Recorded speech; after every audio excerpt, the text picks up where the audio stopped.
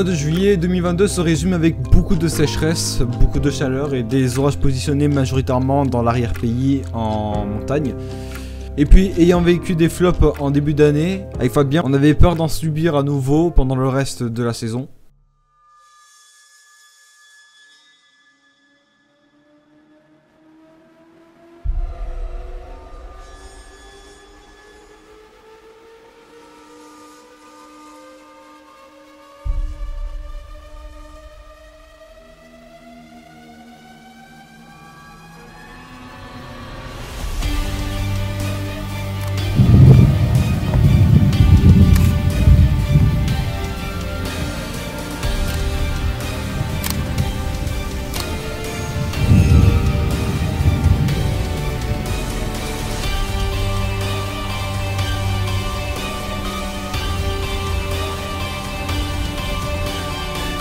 Bon les gars, on s'est placé du coup en sud, c'est l'orage qui est derrière.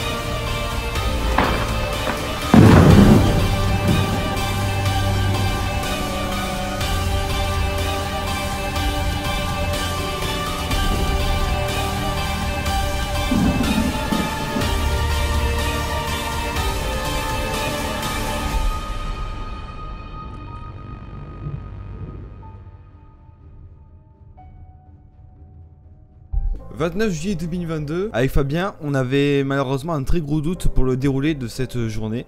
À Rome prévoyait parfois rien de spécial, parfois orage en montagne, parfois orage au large, parfois orage en montagne encore une fois, mais en se dirigeant vers la mer, bref, sachant qu'on est en vélo, on ne savait pas trop quoi faire. Pour notre décision finale, la dernière actualisation montrait que l'orage se formera sur Grasse et redescendra vers Antibes. Mais ça c'est sur le papier, donc on a choisi au final de se placer au cap d'Antibes. Ça y est, ça se forme. Allez que ça tombe. Oh, putain j'ai filmé. Alors ça t'a manqué? Là on en est à la... Deuxième impact. Ça tombe loin, je suis impressionné qu'on puisse les voir. Ah non, ça tombe là. Un moment plongé dans l'excitation d'avoir un orage électrique. L'orage ne prenait pas la trajectoire annoncée sur le papier.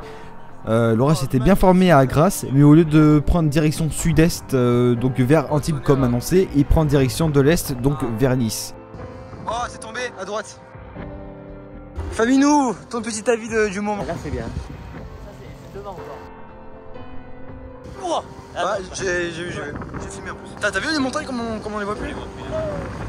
Bon bah du coup voilà, c'est l'attente. On va essayer de voir si ça se forme encore derrière. Là vous voyez derrière, Cumulus. Là il y a encore tonnerre, ça va voir en photo derrière. Là en tout cas ça impacte, ça se déplace là-bas. Donc à voir l'évolution. On a un orage pour l'instant pas très actif qui se rapproche. Là je te dis on va faire gaffe parce que la zone de foudrement elle est plus très loin. Ah ouais, elle est plus très loin. Ah le soleil se cache. T'as vu la belle gueule là? Ah ouais c'est trop là. Ah le soleil se cache, putain quel bonheur. Ah bah voilà. Tiens, ça y est. C'est ce que je t'avais dit. C'est où? Où celui-là? Ça y est, l'activité électrique elle se met en place. Ah, regarde, parce que tu vois la base de ces denses. Cet orage à caractère amorce supercellulaire se dissipera très vite. Donc on a décidé de se replacer car à notre dos des bouillonnements convectifs prenaient le relais sur la mer.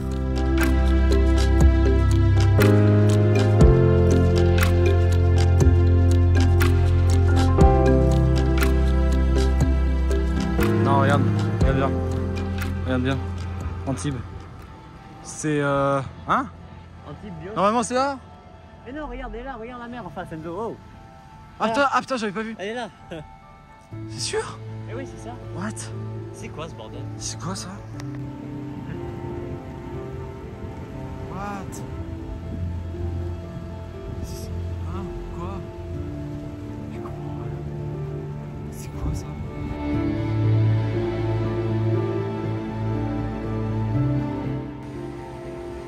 Alors prépare-toi. Là c'est mal. Même là ça pourrait... Putain c'était loin. C'était la... Oh là-bas! Ah ouais? Ah, Montagel. j'ai pas vu. C'est tombé sur Montagel. Le soir du 7 août 2022, chose qui est assez rare, une cellule orageuse s'est formée aux frontières du nord des Alpes-Maritimes et de l'Italie et va redescendre vers le littoral dans la soirée.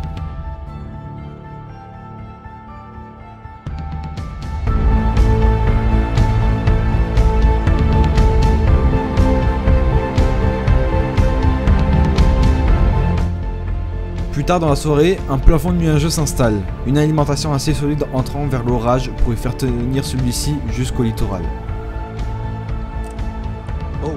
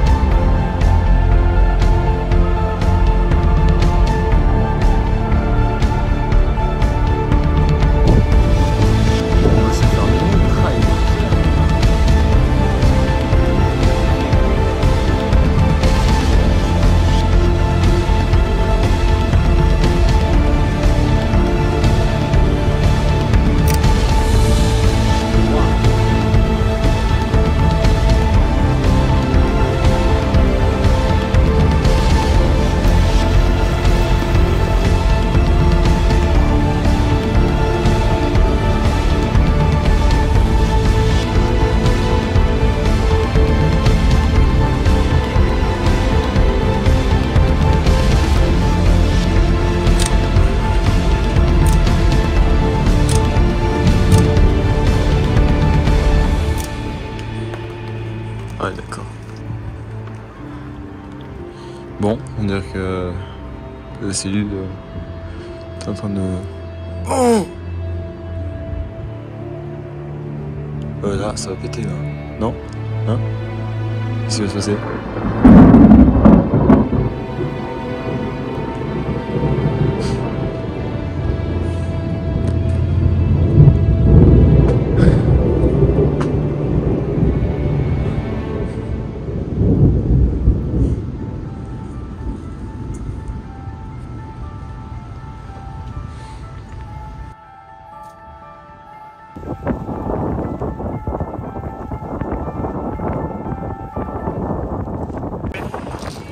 Alors Louis, de retour. Et de retour comme chaque année. Ah Un magnifique cumulus congestus ascendant. ouais. Rien dire. C'est devenu cumulonimbus calvus plutôt. Ouais, c'est vrai que ça commence à faire la Ça fait calvus là, ouais. C'est cool. On va Regarde, attendre. quand on tourne la caméra, hop, hop, et ben, oh, ouais, ben, oh.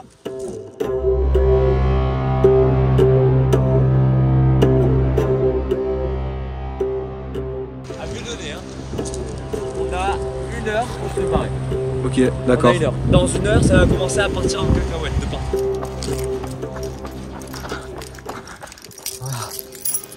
Yes. Tu as vu là quand même? Ouais, j'ai vu la vidéo. J'ai vu. C'est parti.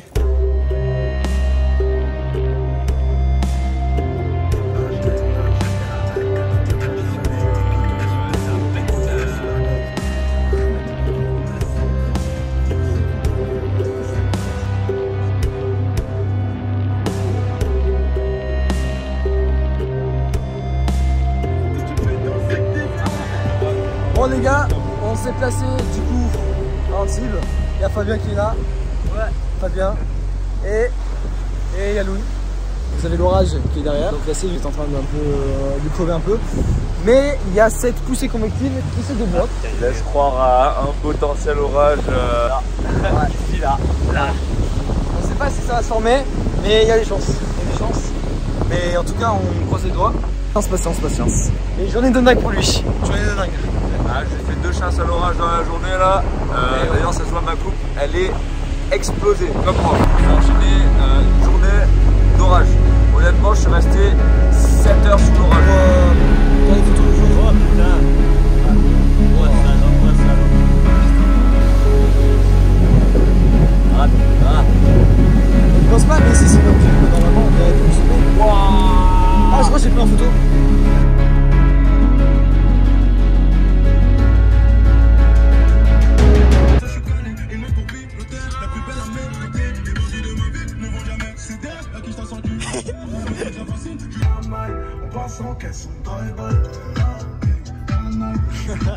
Ça va? Confortable?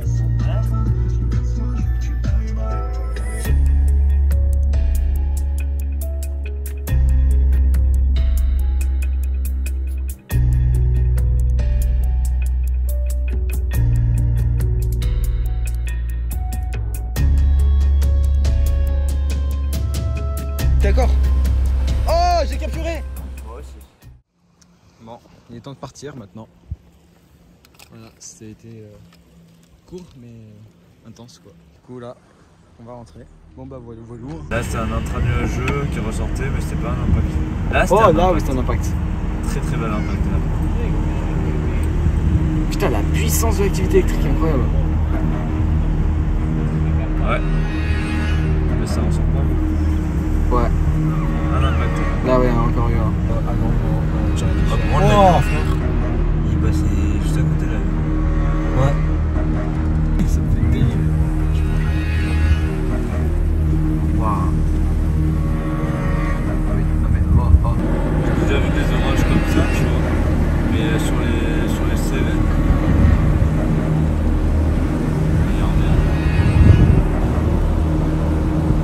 Allez go, on y va. Ouais.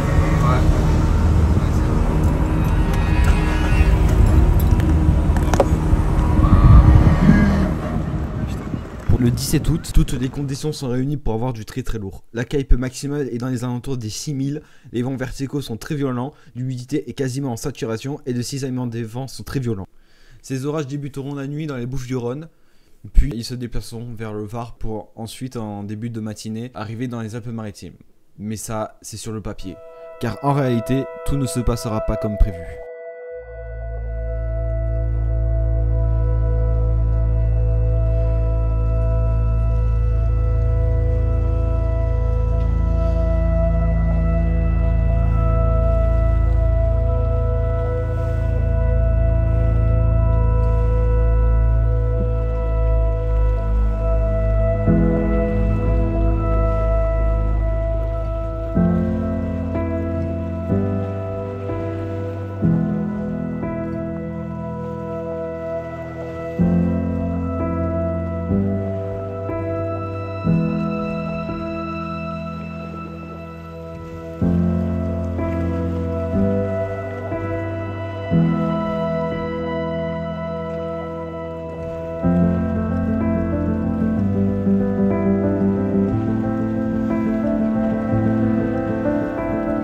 Et bien ce jour-là, rien d'important à signaler. On surveillait les prévisions pour le lendemain, le 17 août, qui semblaient vraiment importantes et plutôt affolantes. Risque de supercellule avec grosse activité électrique, phénomène plutôt intense, voilà, avec les risques de tornades.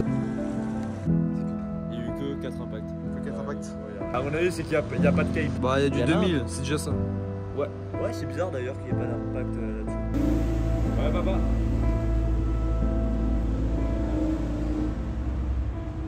Du soleil, putain, c'est incroyable.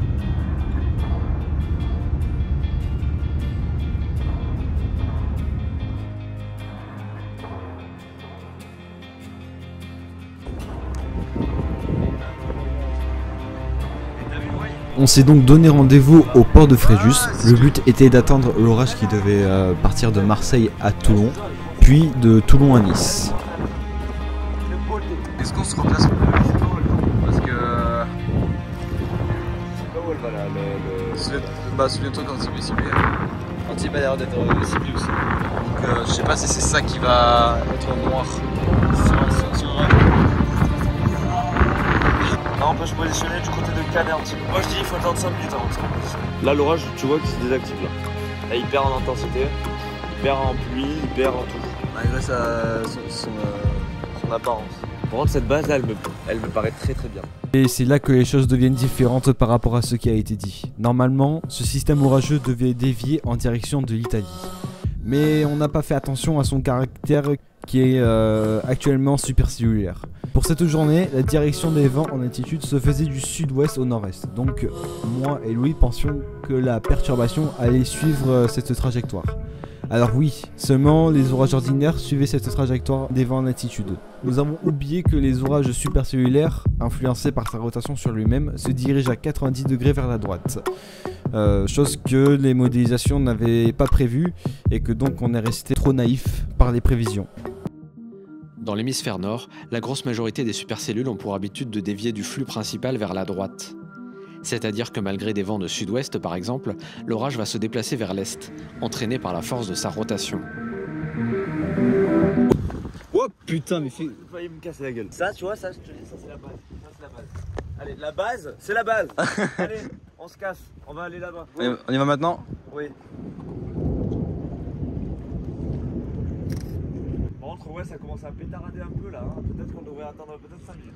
Vas-y, attends. On va voir la façon dont il se développe. Mais déjà, il y a une colonne convective qui se fait là. Les 4000 de Cape sont là-bas. Waouh! On se repositionne sur Cannes maintenant. On y va? Maintenant. Waouh, magnifique. Oh là là, ça fait chier de doubler ça aussi. Hein. Bah, j'ai tout. Ouais, waouh, l'impact. J'ai filmé. On m'avait promis une super cellule, mais je l'ai eu, mais à 200 kg. Ça va se reformer. J'espère que ça va se reformer à un endroit où on pourra bien voir. Il y a encore de la bonne instabilité, donc je pense que ça va le faire.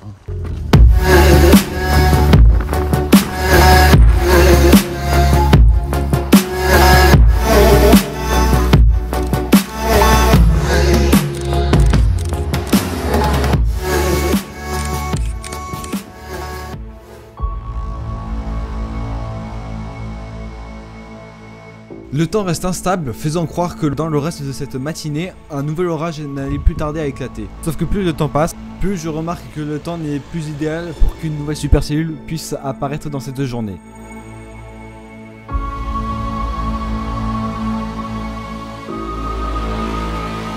Avec Louis, on a pensé à la même chose, il est temps de lever le camp.